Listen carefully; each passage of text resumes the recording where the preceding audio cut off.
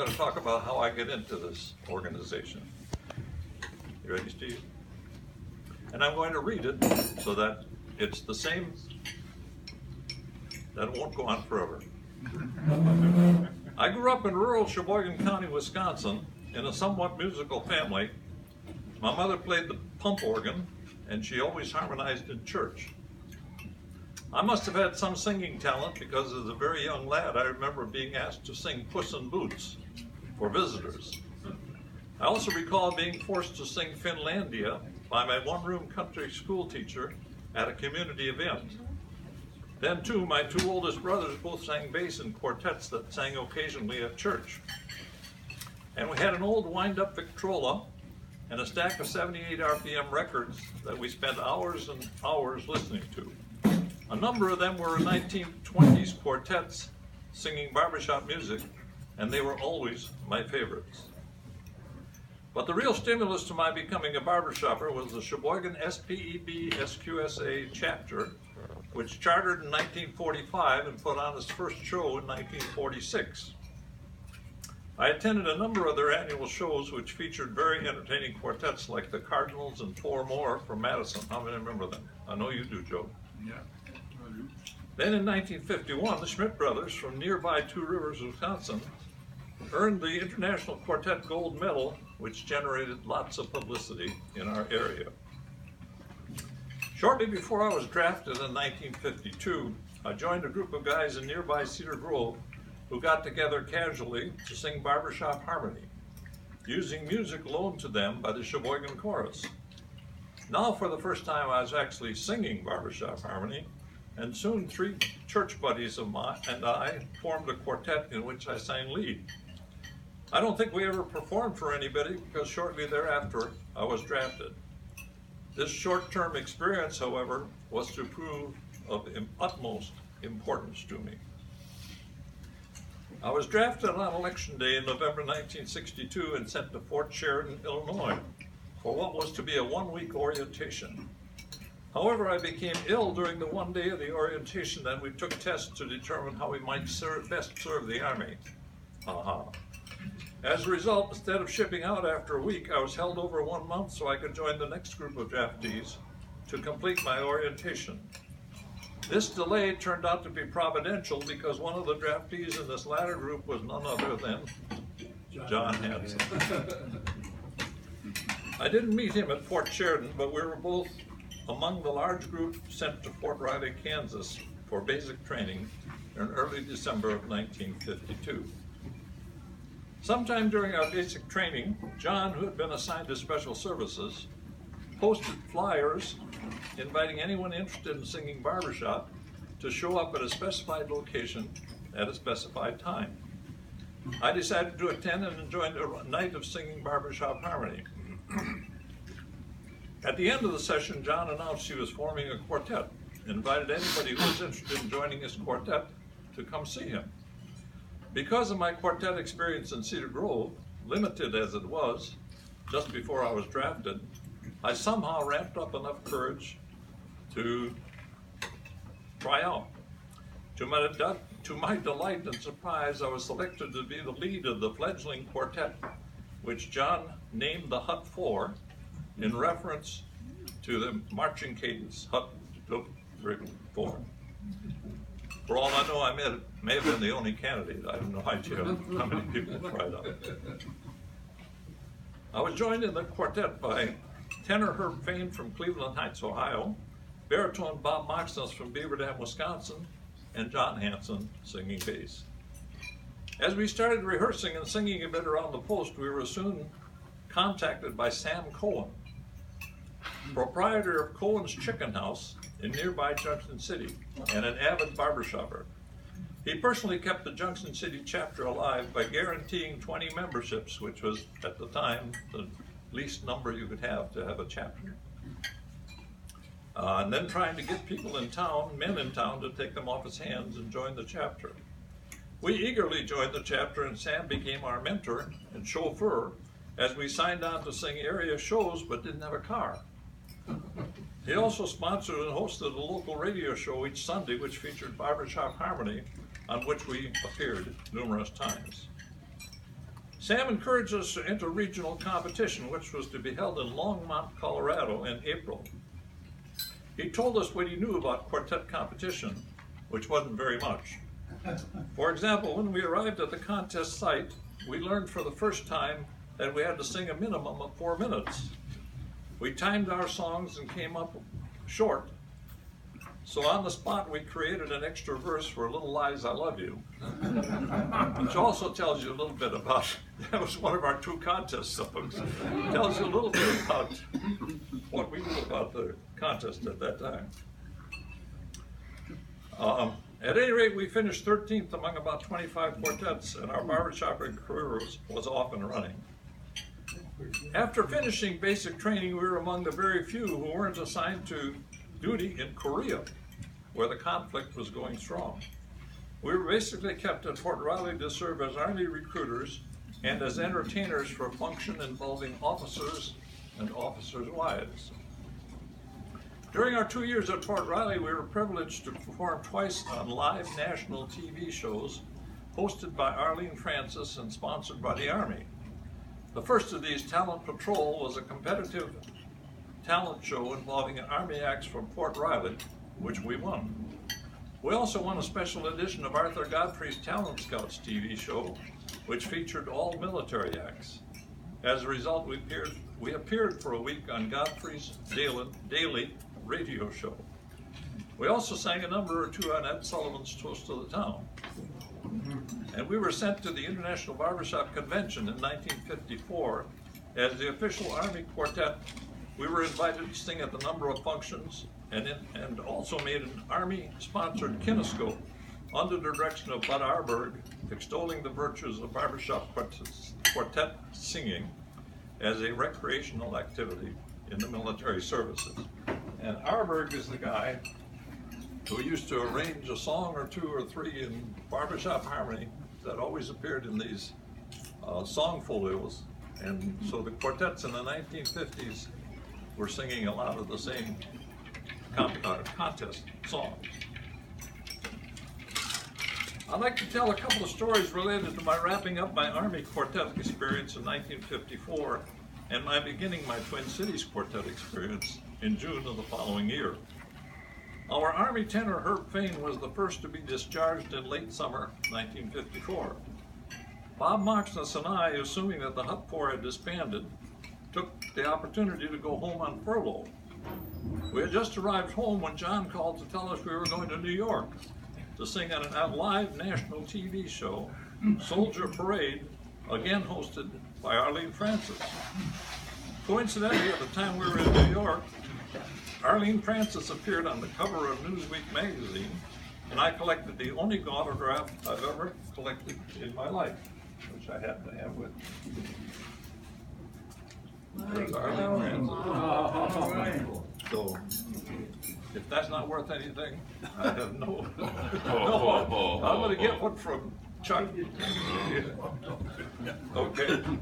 You able to bid on that? I'll raise it to $0.25. Yeah. 26 cents. Okay. John had accepted this gig and found a tenor he was sure could handle the task. Moxness and I met this tenor, Johnny Wheeler, in the airport at Manhattan, Kansas, right next to Fort Riley. We met him for the first time and immediately flew to New York to perform on live national TV without having a single song in our repertoire. After trying out a number of songs in various New York City bars, we finally settled on Dream, and I now sing in the Dream Quartet, which we sang on the show with some accompaniment. I think we sang a Tom Chernholm arrangement, but I'm not quite sure. Probably, huh?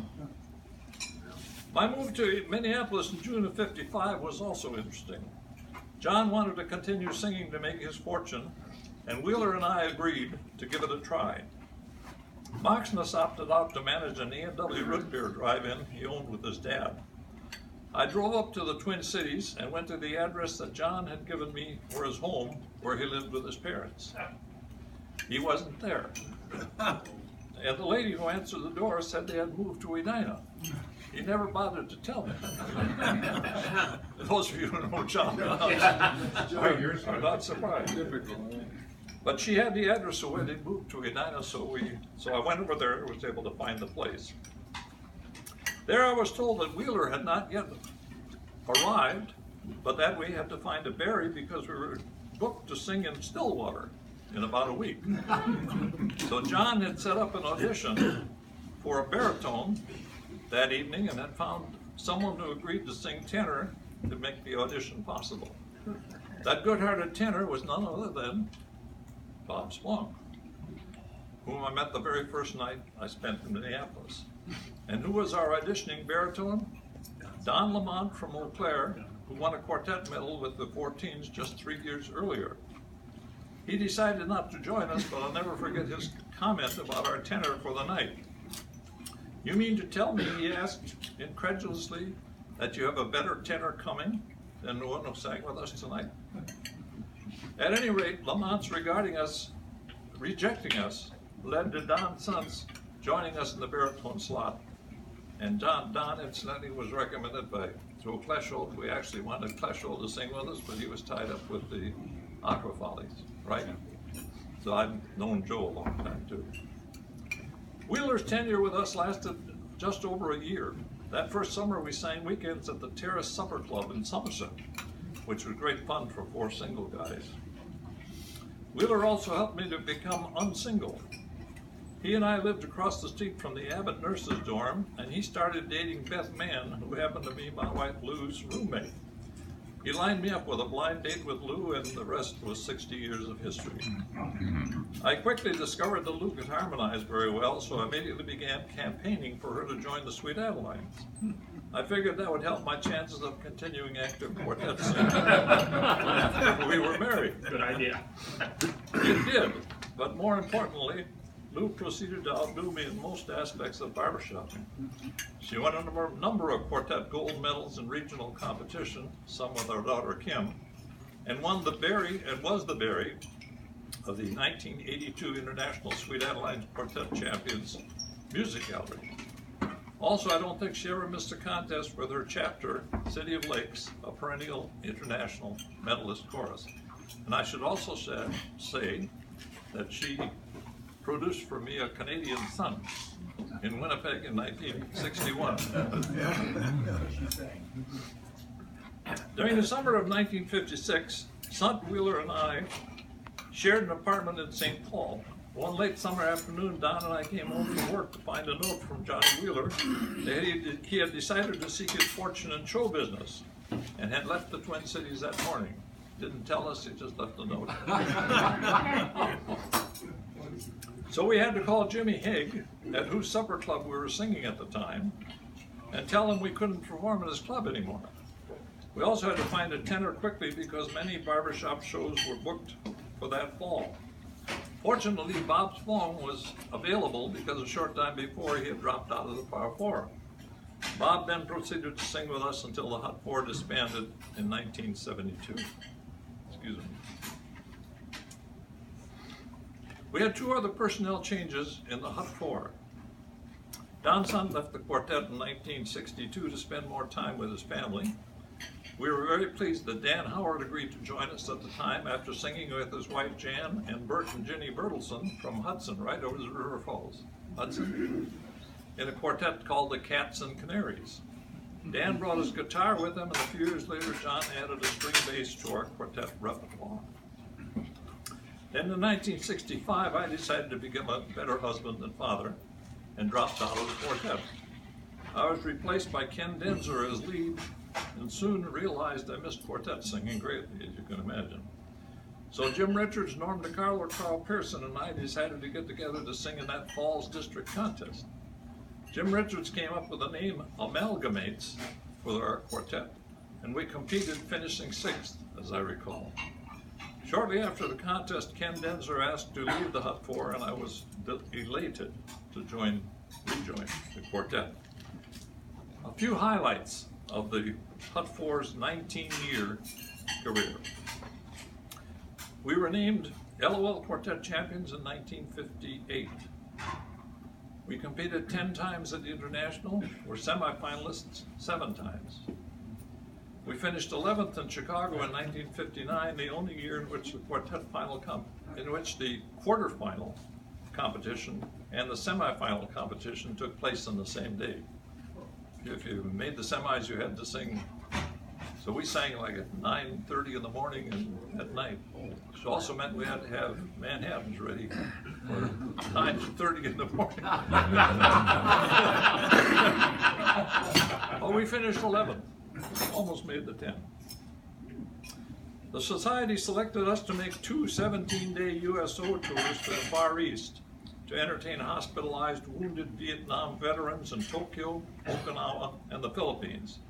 We were one of the first Society quartets to make this tour in '68 and went again in 1970.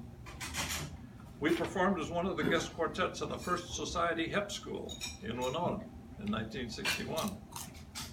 We sang so many weekends we couldn't find an open one to enable Lou and me to get married.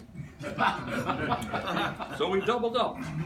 Got married late morning in Shell Lake, Wisconsin, then sang an evening barbershop show in Fairmont, Minnesota. She stayed with me for 60 years. In this regard, I'd like to give you a picture of what quartetting was like in the 50s and early 60s. Spong kept impeccable records regarding Hut 4 performances and is responsible for the data I'm about to present. From 1957 through 64, we sang 453 paid gigs, or an average of almost 57 shows per year. In 1958, the year we won the district championship and competed at International for the first time, we sang 26 chapter shows, as well as 1 Sweet Adeline show. 27 chapter shows. We also sang for quite a few shows we had for local booking agents at the time. Hal Garvin, Petey, Juanita, and Jerry Mayron. Some of you remember those names. We were the second quartet to be elected to the LOL Hall of Fame following only the Schmidt brothers, and I think we can thank Hardin Olson for that. As I recall, he submitted our nomination. This is a little strange. When we competed at the 1967 International Contest in Los Angeles, Bert Mustin was our host. Who remembers Bert Mustin? Oh yeah, oh yeah. He's a guy who retired from some job at 67 and decided to become an actor. And he, lived to his 90s and was in a lot of TV shows. We had 2 basic goals when we competed at International.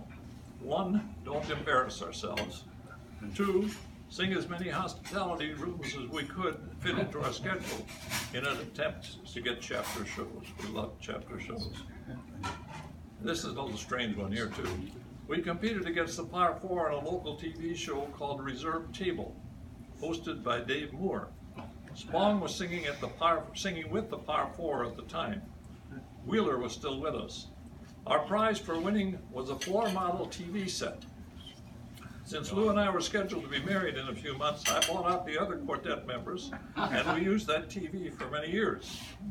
As Steve Hardy pointed out to me recently, winning that contest cost me money. Unfortunately, time doesn't permit me to say much about the Salty Dogs, who were organized in 1984. Actually by Jim Richards, who at a Friday lunch bunch meeting told us about a comedy quartet contest that was to be held in conjunction with the LOL Spring Convention. He suggested to John and me that we organize a quartet for the occasion. John agreed to contact Wes Hattlestead, with whom he had sung in a trio that also included Marge Swigert, some of you know her, called Them. I agreed to contact Ron Tomley, who had dropped out of the Roadrunners sometime earlier. Both agreed to learn a couple of numbers and drive to Appleton, Wisconsin, the site of the convention. On the way, we brainstormed names, and I came up with the Salty Dogs, which couldn't have been more appropriate. Except we should have spelled dogs D-A-W-G-S. I remember calling International to make sure that name wasn't taken. And the gal who answered the phone laughed. That was back when you could actually talk to a warm body. Right? Yeah. To make a long story short, we had such a good time singing at the convention, we decided to stay together, which we did for 15 years. We agreed from the outset that we would never compete but we were a popular show quartet, and no quartet ever had more fun. I'm convinced of that. I had very few individual accomplishments. I was district historian for a few years. I won the LOL District Award for the Best Chapter Bulletin when I edited the Minneapolis Coordinator in 1964, and they've never put that in the record books, even though in the guide, even though I've sent the. Well, anyway, but that's beside. My influence, maybe. Yeah. I headed up a committee. This was probably my best job. I headed up a committee that got rid of the Johnson temperament test, which potential judges at that time had to pass as part of the qualifying process. I was going to be a judge, and I flunked the Johnson temperament test. So I wrote this. So I went to the library and checked in the borough's mental measurements yearbook, which evaluates tests. I found out it was some sort of a marriage counseling test, and it was supposed to test whether you were objective or not. So anyway, make long story short, I got rid of that and was appointed chair of a committee including Jim Richards and Ron Tomley, and we came up with the alternative of getting a couple of people who knew you well to verify that you were objective. So that may have been my best thing. I also served many years as a chair of the District Hall of Fame Committee, and I had the pleasure of serving as MC for a number of chapter shows and district contests through the years. My favorite woodshedding moment was in 1975, I think, at the international contest when I was singing in the lobby with Jerry Kissinger of the Dunesmen singing tenor, Austin Combs from Florida singing bass, Phil Embry, the 5th president of SPBSQA, singing Very, and me singing lead. A man stopped by to listen and then asked if he could film and record us for a short segment to be showed on NBC's Evening News. He asked us to stroll down the street harmonizing, and he filmed it. Our woodshedding was on the national Evening News, introducing a news segment of barbershopping and the convention. I never saw the televised bit, but my mother did. She's very surprised. I hope my dean didn't, since I hadn't told him I was going to be there. So I've had a continuous membership in the Barbershop Harmony Society, nay, the Society for the Preservation and Encouragement of Barbershop Quartet Singing in America, Incorporated, since 1953. I belong to 3 chapters: Junction City, Kansas, Bloomington, and Minneapolis, and all I can say is it's great to be a barbershopper.